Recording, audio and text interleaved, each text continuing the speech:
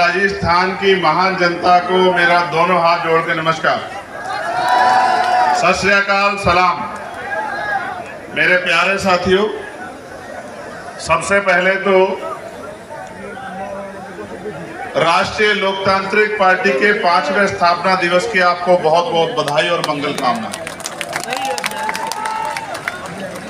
मैं इसलिए आपसे पहले ही माफी मांग रहा हूं क्योंकि मुझे जाना है। आप जानते हैं मैंने कभी मुसीबत में आपका साथ नहीं छोड़ा, लेकिन आज एक समस्या ये है कि जैसे आप प्यार करने वाले लोग यहाँ हो, ऐसे ही उत्तर प्रदेश में जो प्यार करने वाले लोग हैं उन्होंने भी सभा बुला रखी। उनकी सभा 11 बजे की थी। मैंने बड़ी मुश्किल से उनसे निवेदन करके कहा कि मैं थोड़ा देर से आऊंगा, आ जाऊंगा। तो मैं जो चंद बातें आपसे कहूंगा आप उनको सुन लेना, लेकिन मैं आपसे एक वादा कर रहा हूं कि जब तक मैं इस किसान कमेरी कौम को कुर्सी पे बैठने की ताकत यहाँ राजस्थान में हम लोग मिलकर दोनों भाई नहीं देते, तब तक मैं आपको छोड़ के जाने वाला नहीं। ये बात याद।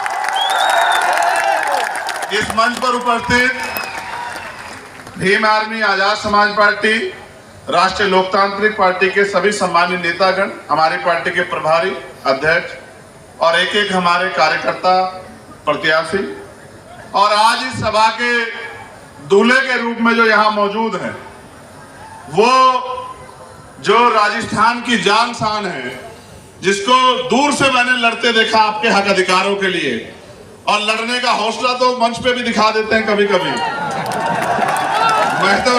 मैंने तो ये जिम्मेदारी ली है कि मैं इनको रोकता रहूंगा।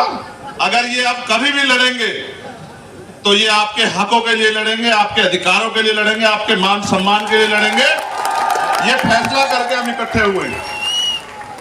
भाई हनुमान जी बेनीवाल, आपका धन्यवाद। आपने इस रैली में हमें आमंत्रित किया। बहुत कम समय में आपने बहुत बड़ी ताकत यहाँ दिखाई। सम्मानित साथियों, समय समय पे भारत की धरती पे जन्मे सभी संतों, गुरुओं, महापुरुषों को नमन करता हूं, और जिनको मैं नेता मानता हूं, जिनमें राष्ट्रपिता ज्योतिबा फूले, साहू जी महाराज, डॉक्टर बाबा साहब अम्बेडकर, सर छोटू राम, चौधरी चरण सिंह, महामना राम स्वरूप वर्मा, मान्यवर दीना माना वाल्मीकि, ऐसे बहुत सारे महापुरुष जिन्होंने अपना पूरा जीवन हम कमजोर कमेरों को, किसानों को आगे बढ़ाने के लिए लगाया। उनके उस रास्ते को आगे बढ़ाते हुए मैं और ये जब बैठे, चर्चा तो बहुत दिन से चल रही थी। 2 घंटे में हमने अगर कोई बात की थी तो वो राजनीतिक नहीं थी। पूरे 2 घंटे में एक ही बात हुई कि राजस्थान के युवा, राजस्थान के किसान, यहाँ की बहनें, माएं, बच्चियां, यहाँ के बच्चे, यहाँ के बुजुर्ग, इनका भविष्य राजस्थान में कैसे संवरे, इनके भविष्य में 4 चांद कैसे लगे।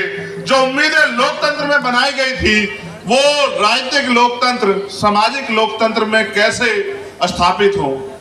मेरे आज भी याद है, देश गुलाम था और डॉक्टर बाबा साहब अम्बेडकर और सर छोटू राम इस बात के लिए लड़ रहे थे कि जिनको हाशिए पर रखा गया व्यवस्था में, उनको कैसे तरक्की दी जाए।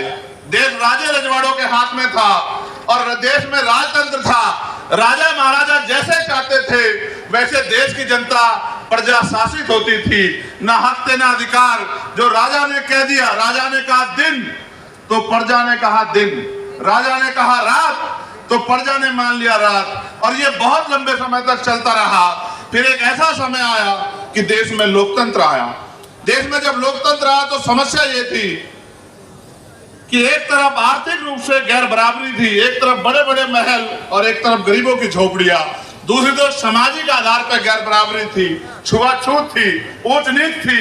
मैंने चौधरी कुंभाराम आर्य के आंदोलन को पढ़ा कि किस तरह से उन्होंने लोगों को जगाने के लिए कितना काम किया और किस तरह से आपका नेतृत्व किया समाज को अपने पैरों पर खड़ा करने के लिए।